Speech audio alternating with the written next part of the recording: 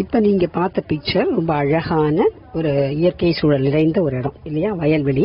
அந்த வயல்வெளியில ரெண்டு பேர் உட்காந்து சாப்பிடுறாங்க இல்லையா. இதை பார்த்த உடனே ஒரு அழகான கதை. ஒரு கிராமத்துல ஒரு 2 ஃப்ரெண்ட்ஸ் இருந்தாங்க, ராமநாதன் சோமநாதன் 2 பேர்.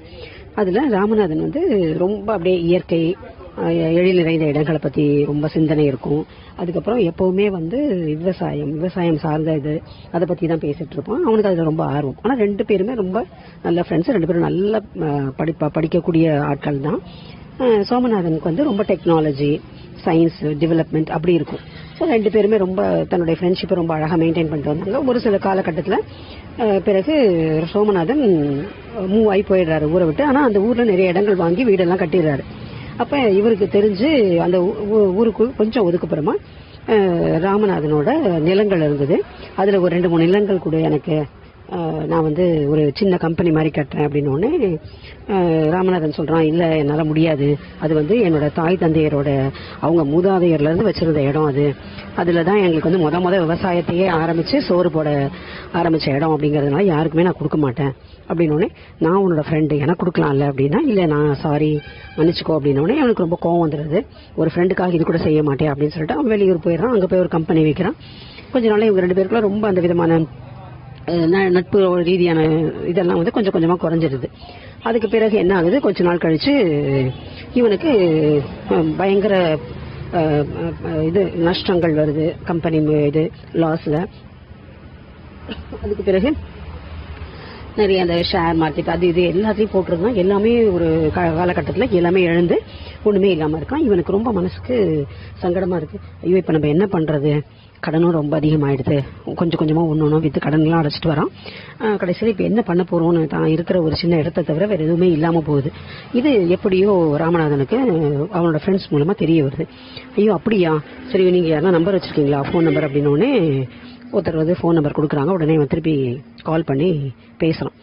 கிளம்பி வா சோமநாதன்.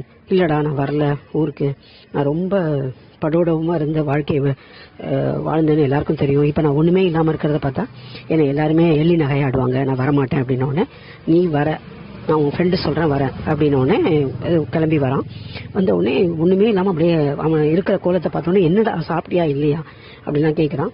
இல்லைன்னு சரி வா அப்படின்னு சொல்லிட்டு தன்னோட மனைவி கிட்ட சாப்பாடு செஞ்சு எனக்கு இதுக்கு கொடுத்து அனுப்பு அப்படின்னு சொல்லிட்டு போறான். வயல்வெளியில உட்காந்துட்டு அந்த வயலை பாக்குறான். இந்த வயல் தாண்டா நீ வந்து என்ன கேட்டது, ஆனா நான் அதை அப்படியே போட்டு வச்சதுனால தான் நீ கேட்ட அப்படின்னு சொல்லிட்டு அதுக்கப்புறம் நான் திருப்பியும் இங்கேயும் அந்த விவசாயத்தை பண்ண ஆரம்பிச்சேன். இன்னைக்கு அதுதாண்டா எனக்கு வந்து சோறு போட்டுட்டு இருக்கு அப்படின்னு சொல்லிட்டு சாப்பாடு அடிச்சு வரான். நல்லா பிசைஞ்சு முதல்ல இவன் வாயில ஊட்டுறான்.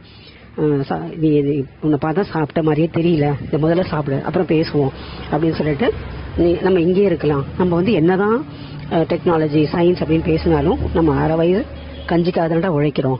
ஸோ நம்ம அதுவும் பார்க்கணும் இல்லையா. நான் வந்து டெக்னாலஜியை தப்பு சொல்லலை, சயின்ஸ் டெவலப்மெண்ட்டை சொல்லலை, ஆனால் அதே நேரத்தில் அதுக்கு கொடுக்குற அந்த ஒரு இம்பார்ட்டன்ஸ் நம்ம விவசாயத்தை கொடுக்க மறந்துடுறோம் இல்லையா. ஸோ அதுதான் நம்ம பண்ற பெரிய தப்புன்னு நான் நினைக்கிறேன். எங்க வந்து தரிசு நிலங்கள் இருக்கோ அங்க கம்பெனிஸ் கட்டலாம், என்ன வேணாலும் பண்ணலாம். பட் விவசாய நிலங்களை ஆக்கிரமிச்சு பண்றதுங்கிறது அவ்வளவு நல்லது, மனித குலத்துக்கு நல்லது இல்லை. இப்ப நீ புரிஞ்சுட்டு நினைக்கிறேன். கவலைப்படாத. நான் வந்து நீ உன் நிலம் வித்துட்டு போன தெரியுமா, அது ஒரு சிலர் வந்து ஒண்ணுமே பண்ணாம இருந்தாங்க. அந்த நிலத்துல எல்லாம் நான் பயிர் வச்சு அவங்களுக்கு அனுப்பிட்டு இருந்தேன். அதுக்கு பிறகு ஒரு காலகட்டத்தில் அவங்க எல்லாத்தையுமே எங்கிட்ட கொடுத்துட்டாங்க, நீங்க எடுத்துக்கோங்க அப்படின்னு சொல்லிட்டு நான் அதை வாங்கிட்டேன். ஸோ அந்த நிலமெல்லாம் என்கிட்ட தான் இருக்கு. நான் திருப்பி நாளைக்கு உன் பேர்ல அதெல்லாம் எழுதி கொடுத்துட்றேன். நீ வந்து அதை வச்சு நீ வேற ஏதாவது பண்ண, சயின்ஸ் இருக்கட்டும் டெக்னாலஜி இருக்கட்டும் அதுவும் பார்க்கலாம். இதை நீ முதல்ல ஆரம்பி, இதுல இருந்து திருப்பி அதை பண்ண. ஆனா சைட் பை சைடு இந்த விவசாய நிலங்களை மட்டும் தயவு செஞ்சு எதுவும் பண்ணாத அப்படிங்கிறான். ஐயோ வேண்டாம் வேண்டாம், நீ உழைச்சி வாங்கினது வேண்டாம், இல்ல அது உன் இடம், அது உனக்கு தான் திருப்பி செய்யணும், அது என் நண்பனுக்கு நான் திருப்பி கொடுக்கறதுல பெரிய மகிழ்ச்சி இருக்கு எனக்கு அப்படின்னு சொல்றான். ஸோ நட்பு என்றையுமே விட்டு கொடுக்காதது. அந்த நட்பு வந்து ஆண் பெண் நட்பாக இருக்கலாம், பெண் பெண் நட்பாக இருக்கலாம், பெண் ஆண் நட்பாக இருக்கலாம். எந்த நட்பாக இருந்தாலும் அந்த நட்புல வந்து கஷ்டம் வரும்பொழுது கை தூக்கி விடுறது தான் உண்மையான நட்பு.